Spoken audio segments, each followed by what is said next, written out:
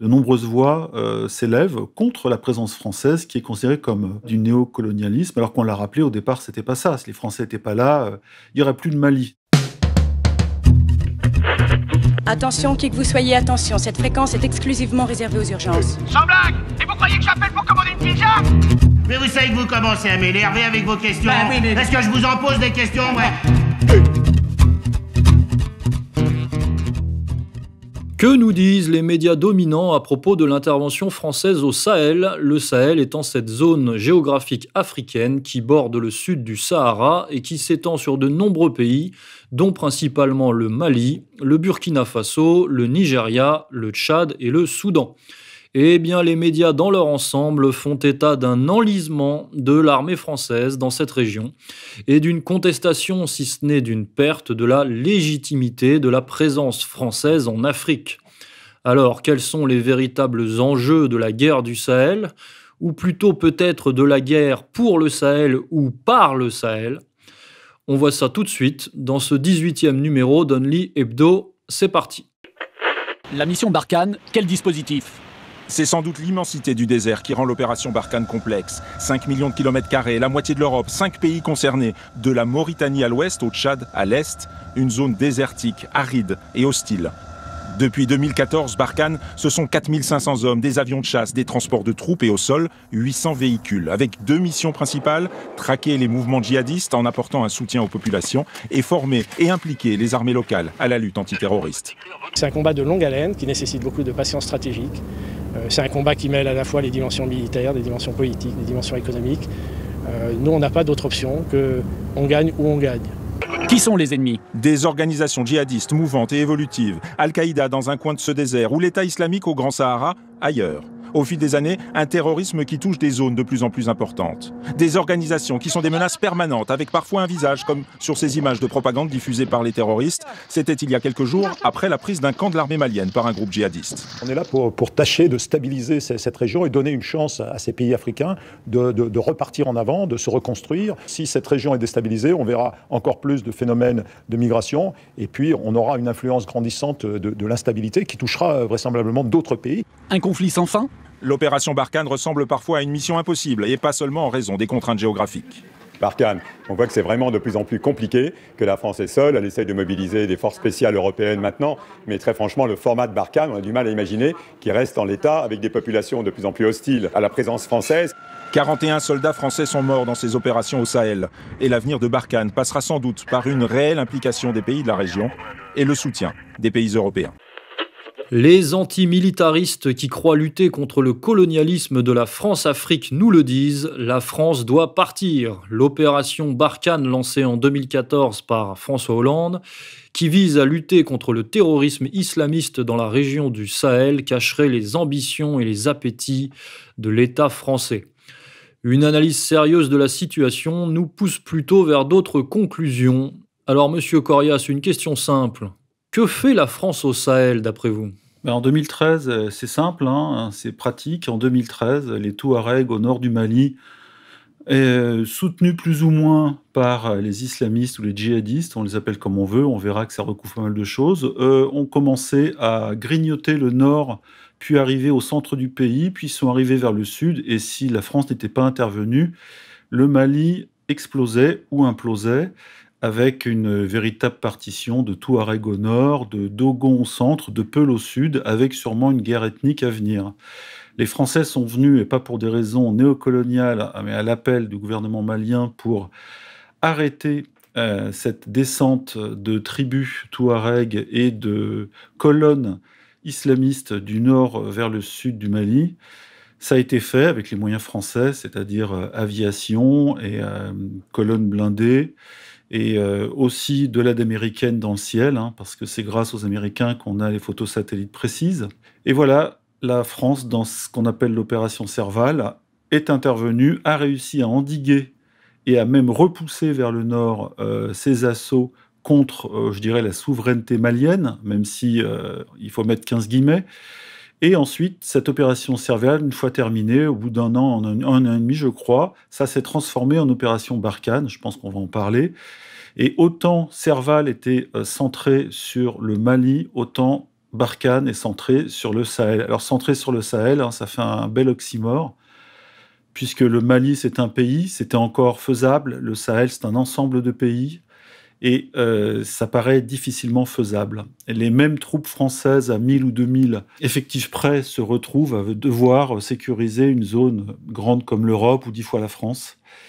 Et aujourd'hui se pose la question, que faire et comment faire et avec qui et pourquoi? Et pourquoi, c'est la question. Alors effectivement, vous faites bien de le rappeler, la France est intervenue parce que le gouvernement malien l'a appelé à l'aide, effectivement. Et vous le dites, maintenant, l'opération Barkhane ne concerne que 4500 hommes. 4500 militaires pour ce dispositif régional de forces armées, qui est donc resté sur place à la suite de l'affaire Serval, pour une zone, comme vous le rappelez, qui est grande comme l'Europe. Donc on est déjà face à une contradiction ou à un problème quasi insoluble. S'il s'agit de contrôler la région. Mais est-ce que c'est vraiment l'objectif ? Alors, d'abord, je rajoute quand même que aux 4500 Français, plus les 220 que Macron vient d'envoyer, il y a quand même 13 à 14 000 forces de l'ONU et qui sont épaulées théoriquement par des forces panafricaines, celles du G5, mais elles ne sont pas très opérationnelles. Et comme dirait Bernard Lugan, aujourd'hui, elles sont plutôt en train de gérer leur autoprotection que de la protection des territoires gigantesques pour lesquels elles sont programmées.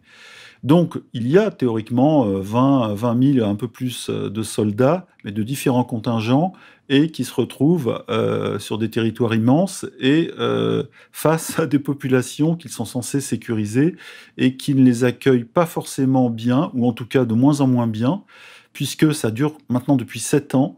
Et au Mali, par exemple, de nombreuses voix s'élèvent contre la présence française, qui est considérée comme du néocolonialisme, alors qu'on l'a rappelé, au départ, c'était pas ça. Si les Français n'étaient pas là, il n'y aurait plus de Mali. Donc il y a quelque chose d'assez ingrat dans ces drapeaux français brûlés, même si le mouvement n'est évidemment pas général. Il y a des gens qui savent ce que ça leur a apporté, c'est-à-dire un semblant de paix, mais ce semblant de paix qui a été apporté par Serval et Barkhane au départ, aujourd'hui explose de partout, non seulement au Mali, mais maintenant au Burkina Faso. Ça touche la Côte d'Ivoire, le Sénégal, beaucoup de pays de cette ancienne Afrique équatoriale française, AEF, sont concernés. Et là, comme on dit, le feu de brousse a pris dans tous les sens et on n'arrive plus à l'éteindre. Alors, la France est accusée d'être néocolonialiste par certains, mais il est bon de rappeler qu'elle n'a, d'ailleurs Bernard Lugan le rappelle très souvent, qu'elle n'a aucun intérêt économique dans la région. Rien, zéro. Je crois que c'est même pas 1% ça correspond même pas à 1%, le Sahel, je parle même pas du Mali, de ses exportations, de ses échanges économiques.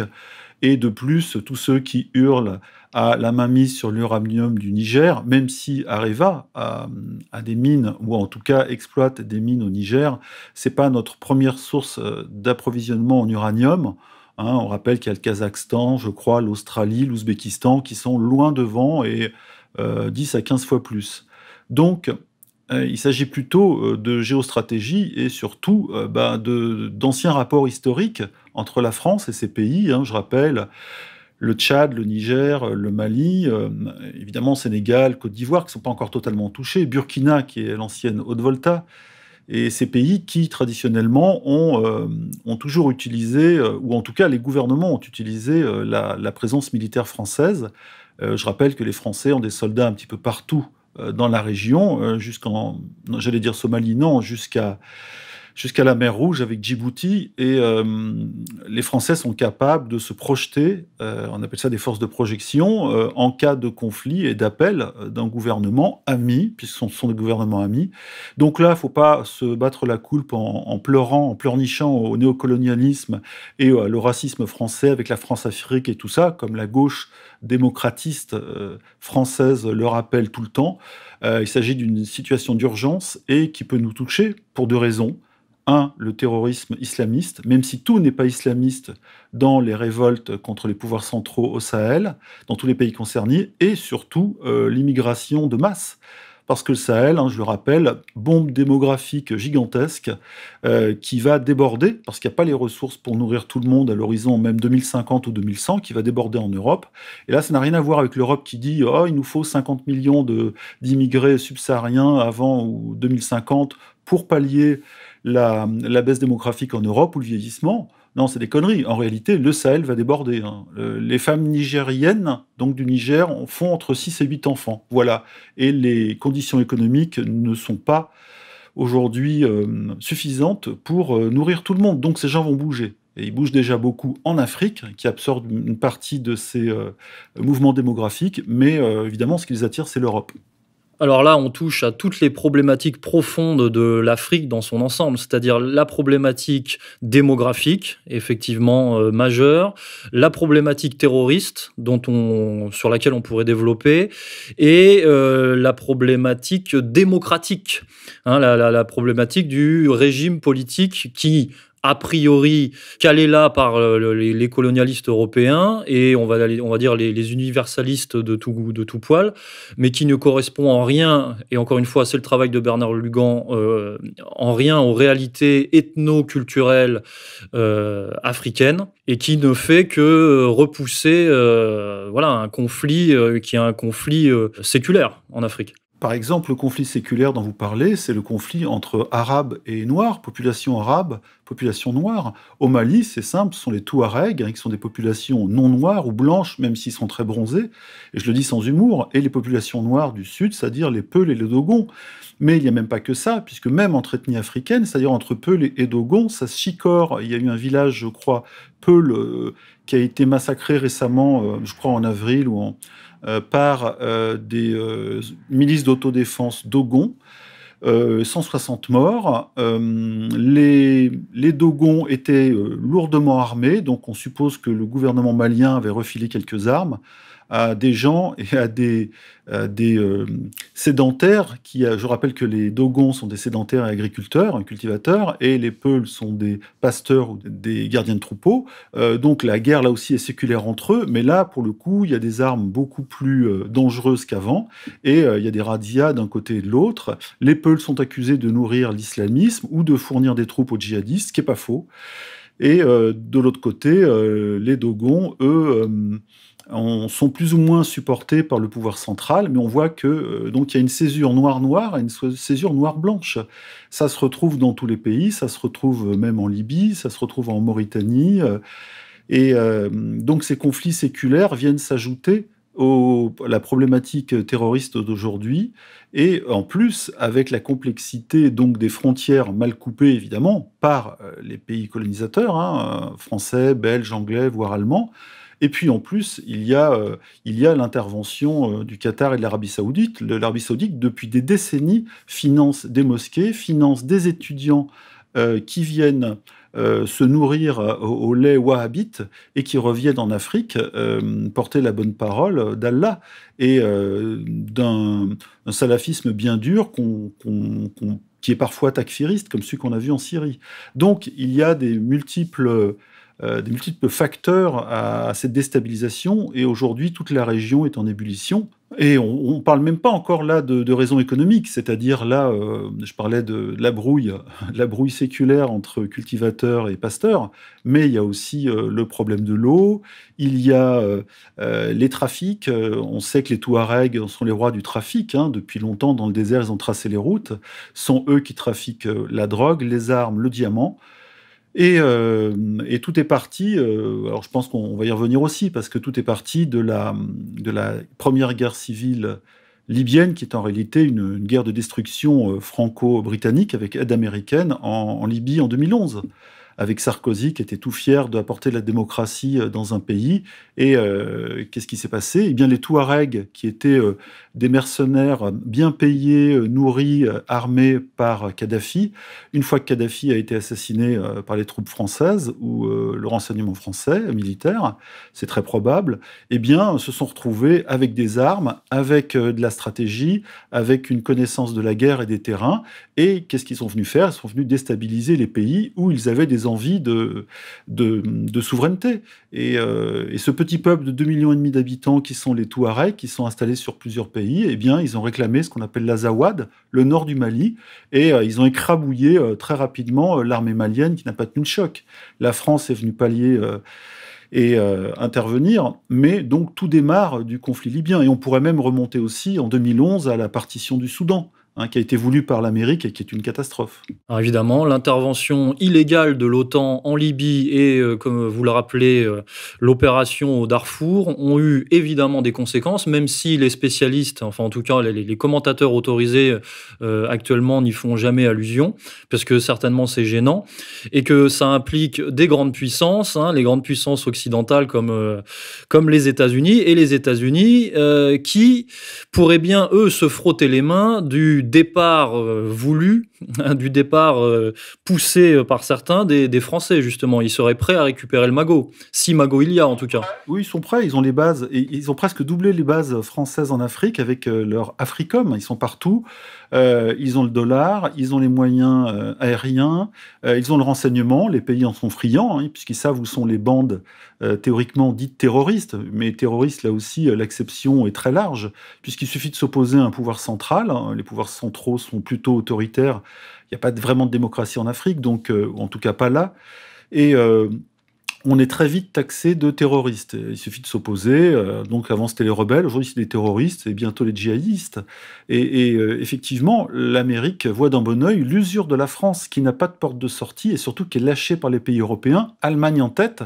Et on suppose que l'Allemagne, qui est vraiment à genoux devant l'Amérique depuis des décennies, obéit aux Américains qui leur demandent de pas aider la France. L'Allemagne pourrait envoyer des contingents de soldats. Elle a une armée qui piaffe d'impatience d'intervenir parce que la France est un des grands ou des rares pays du monde qui a une armée véritablement opérationnelle. C'est comme ça, c'est un avantage ou un inconvénient.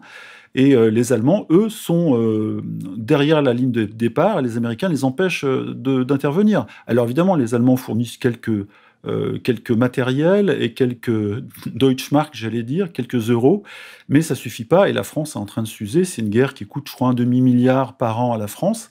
Ça fait 7 ans qu'on est là-bas et on n'en voit pas la fin. C'est un bourbier, comme l'Amérique est restée presque 20 ans en Afghanistan. Elle y est toujours un petit peu, c'est un bourbier. Et donc il y a des morts, moins qu'en Afghanistan pour les Américains, mais on est déjà à des dizaines de morts. Et puis sur place, ça déborde de partout.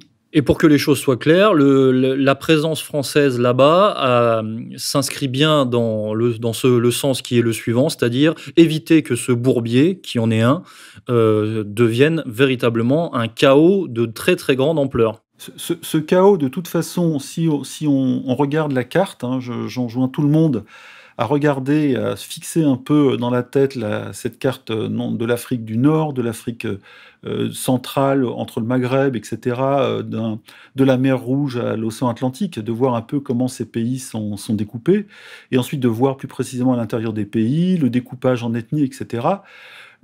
Tout est prêt pour que le chaos soit généralisé, puisqu'on voit que les djihadistes, souvent les Peuls, mais pas seulement, parce que les Peuls sont un peuple de 30 à 40 millions d'habitants à cheval sur 5 pays principaux, mais une quinzaine en réalité, sont en train, parce qu'ils sont minoritaires dans beaucoup de pays, même s'ils sont 5 millions au Mali, de déstabiliser les pouvoirs centraux et, sous la bannière djihadiste ou islamiste, d'enrôler des jeunes et surtout de les payer avec derrière le Qatar et l'Arabie Saoudite qui payent, surtout le Qatar, et de prendre les devants dans les guerres soi-disant de libération, ou en tous les cas de nouvelles souverainetés africaines. Donc les frontières vont se redécouper, elles ne sont pas définitives. Il est certain que d'ici 2050, tout aura changé à ce niveau-là, et on ne voit pas comment ces conflits interreligieux, parce qu'au Soudan, par exemple, c'était théoriquement musulman contre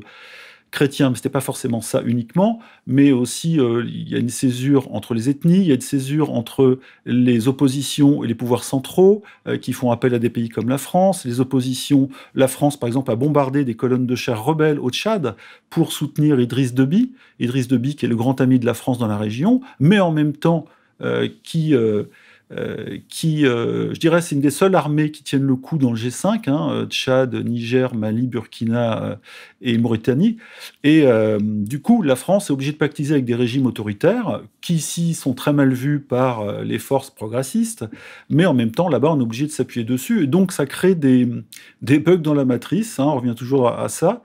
entre l'aspiration à la démocratie, notre exportation soi-disant de la démocratie, même si Le Drian en parle plus tellement, et puis la réalité sur place, qui n'est pas du tout démocratique. Et même Lugan dit qu'en réalité, si on veut mettre un terme à tout ce chaos, il faudra en passer par des méthodes absolument pas démocratiques. Oui, donc là, on est bien Macron, le pauvre Macron, quelque part, dans cette affaire, est bien pris entre deux feux et face à une contradiction. C'est-à-dire qu'il est là-bas parce qu'il doit maintenir la paix.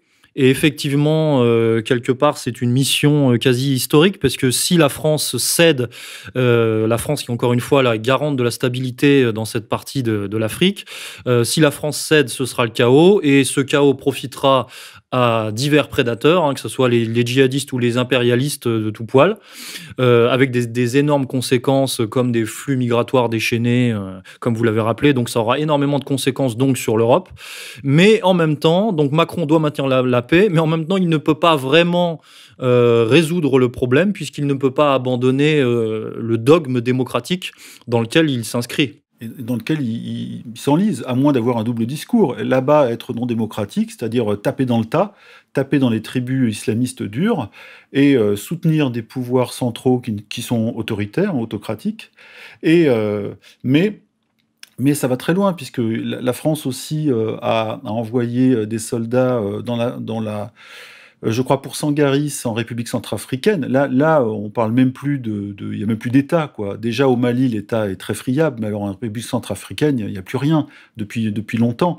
Et là, on touche au cœur de l'Afrique, au conflit des Grands Lacs, tout se touche. Le Congo, etc. Le Cameroun qui commence aussi à voir ses frontières menacées.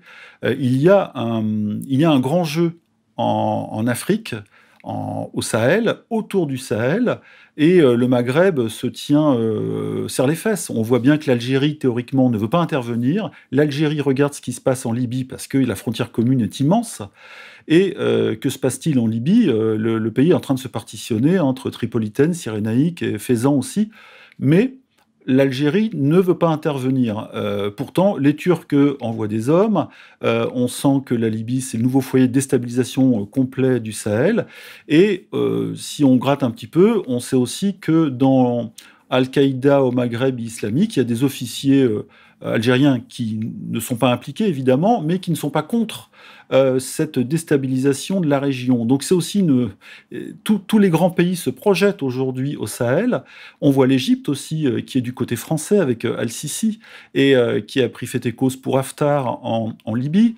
Les Russes et les Chinois qui ont été très vexés par l'intervention franco-britannique en 2011 en Libye, qui ont envie eux aussi leur part. La Chine est très présente économiquement, il y a beaucoup de dollars à investir sur place, et surtout en matière de développement, ce qui est un peu oublié par les options militaires françaises, quasiment uniquement militaires, même si les officiers français, une fois les régions pacifiées, font creuser quelques puits.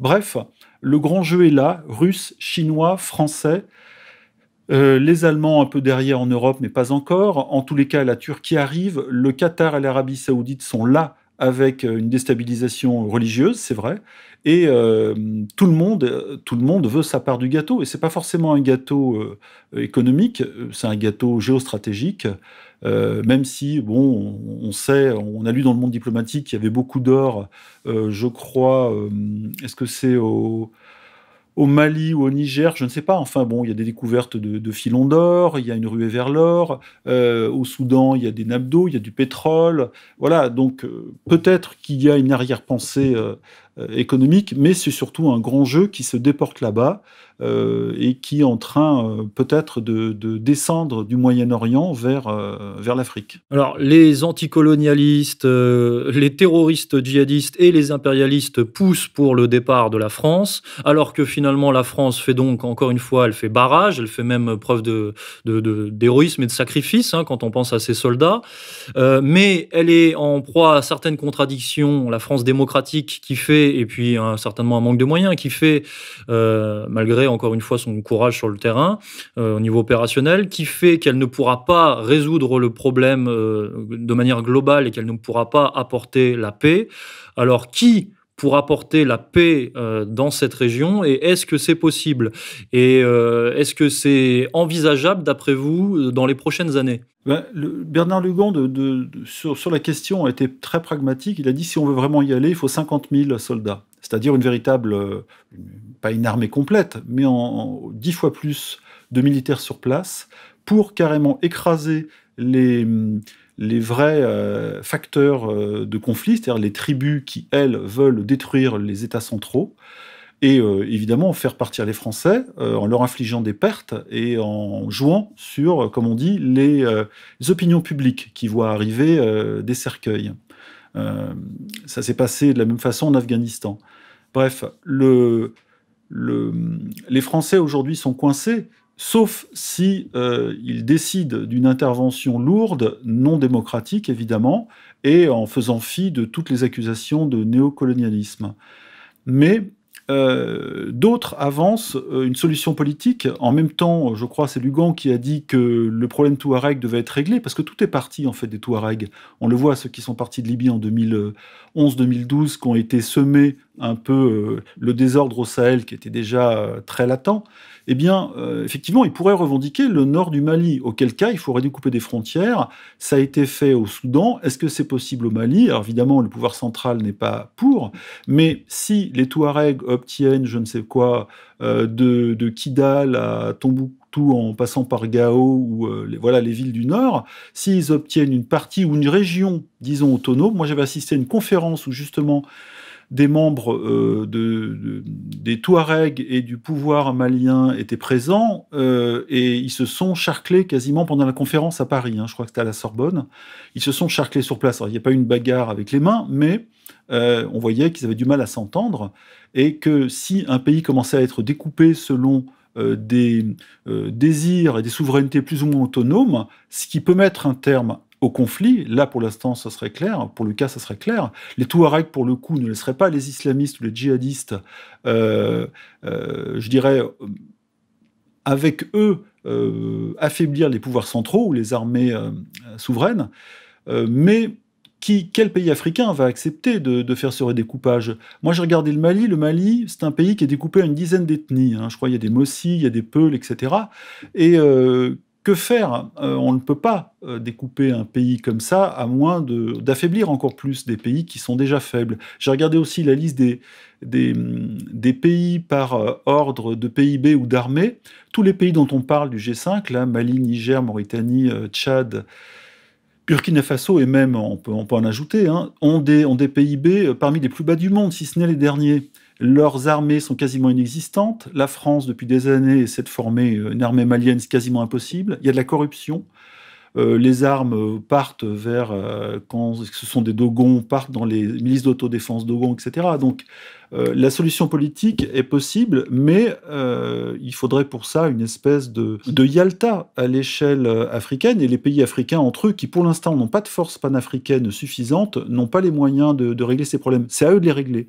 Et je me rappelle que dans les années 80, Lugan lui-même avait dit « Laissons l'Afrique aux Africains, laissons-les régler par le fer et par le feu leurs problèmes frontaliers et leurs problèmes ethniques, c'est-à-dire pas des problèmes de racisme, mais des problèmes de conflit entre ethnies. » Il avait dit ça. Aujourd'hui, il revient un peu dessus en disant que Barkhane est nécessaire, mais que Barkhane n'est pas suffisante.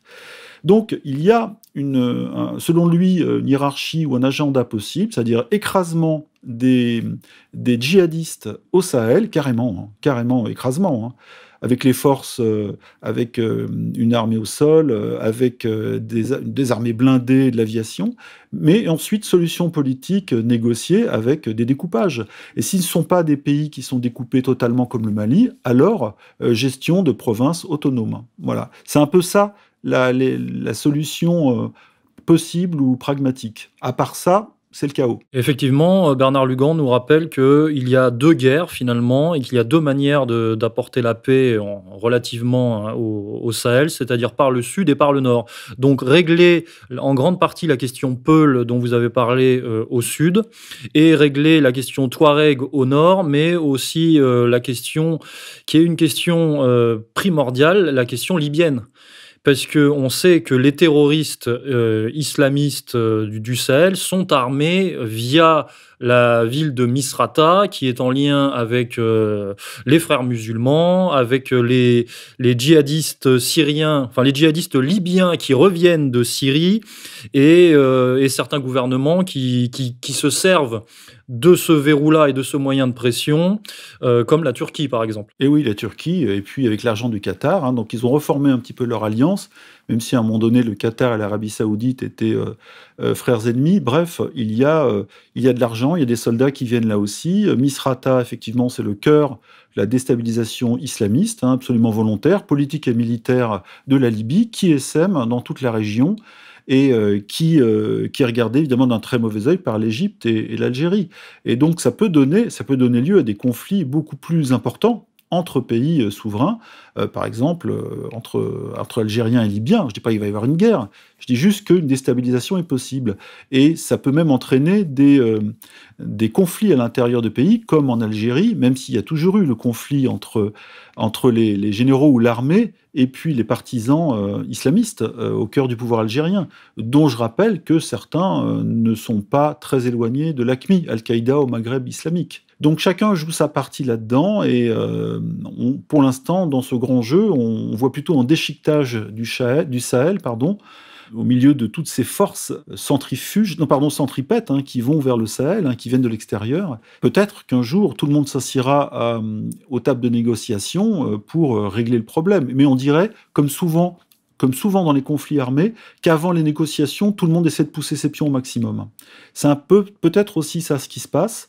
Et quand tout le monde se retrouve face à face, peut-être que là, un semblant de paix peut arriver, ou en tous les cas, un traité de non-agression entre toutes les parties. Mais pour l'instant, sont en train de se redessiner des zones d'influence, et tout le monde en profite, hein, les Touaregs en premier, hein, à qui, je rappelle, Kadhafi, dans les années 2000, avait promis un grand, pas Azawad, mais un grand... un monde Touareg indépendant. Il leur avait promis toute une partie du désert, et eux ont gardé en tête ce désir d'avoir un pays, hein. Et ils ont essayé de le faire au Mali. Malheureusement, les Français, pour eux, sont arrivés. Eh bien, on va se quitter là-dessus, colonel. Au revoir. Chers auditeurs, c'était la 18e fournée d'Only Hebdo consacrée à la guerre du Sahel.